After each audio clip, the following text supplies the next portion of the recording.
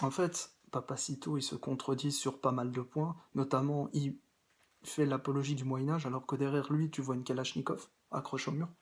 Bon, la K-47, c'est loin d'être le Moyen-Âge, hein. Alors, il fait plein de choses qui, euh, qui sont contradictoires, comme par exemple, il prétend défendre le christianisme alors qu'en fait, il défend que la croisade.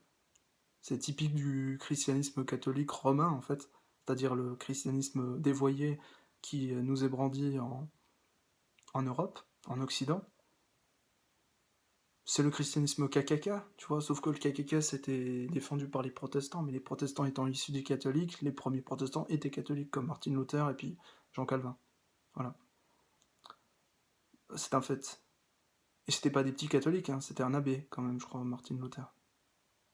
Un abbé allemand, ouais. Donc voilà, en fait, il défend en fait l'indéfendable, parce que quand tu défends un truc qui se contredit, c'est vrai que j'aimerais savoir dans quelle mesure, et ça me semble légitime de ma part, de me poser la question, dans quelle mesure défend-il un truc et son contraire. Alors je sais que l'être humain a tendance à se contredire, mais la problématique, c'est vraiment vers où on va. Parce que on peut pas prétendre défendre Dieu et puis derrière aller n'importe où, tu vois. Il y a plein de choses, ça se fait pas. Ça se fait pas, et en plus de ça, c'est profondément malhonnête, c'est intellectuellement malhonnête. Alors, prétendre défendre une croyance pseudo-chrétienne qui défend un symbole purement païen,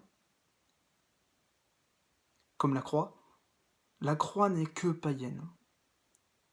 Je rappelle qu'Adolf Hitler a défendu la croix. Gamay, oui, mais pas que. Mais voilà, le symbole des païens, c'est-à-dire des non-chrétiens, des anti-chrétiens, on pourrait même dire des satanistes,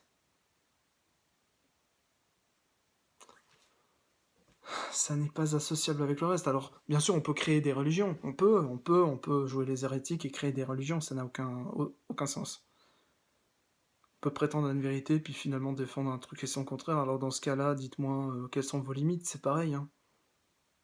Vous vous octroyez la liberté de défendre une religion, d'accord, mais laquelle défendez-vous?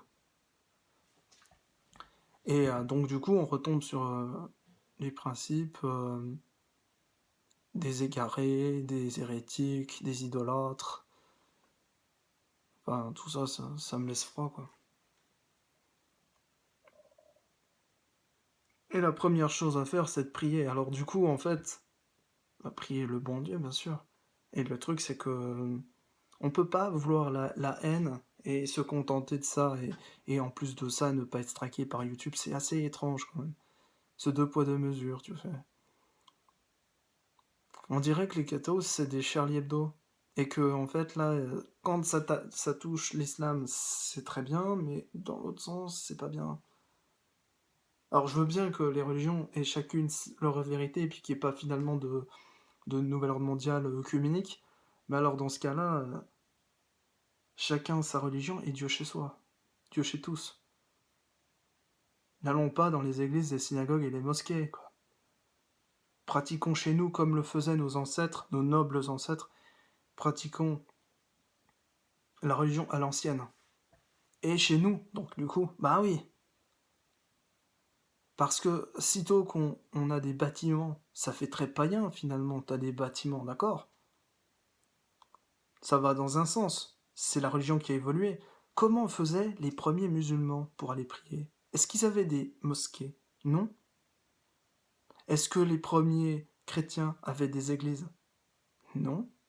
Est-ce que les juifs avaient des synagogues? Non. Mais comment ils faisaient, à ton avis? Ils allaient les uns chez les autres, tout simplement.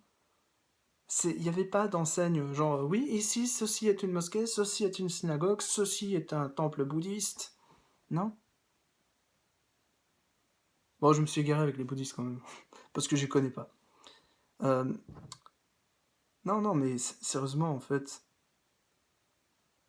on, ne, on pratique suivant ce qu'on peut, hein, avec ce qu'on fait, avec ce qu'on a, quoi. Merde, ça a toujours été comme ça. C'est une hérésie de croire qu'on a des bâtiments sacrés, des endroits où Dieu n'est pas, quoi. Alors, je dis pas que j'ai la science infuse, hein, mais apparemment, certaines personnes qui sont prises pour des prophètes, bah, ne le sont pas. Parce que ce sont des prophètes de la haine. Donc ils profitent de la haine, et puis ils se font leur beurre là-dessus. Ils rejoignent le grand concept néo-sataniste de merde. En fait, ils fabriquent la guerre.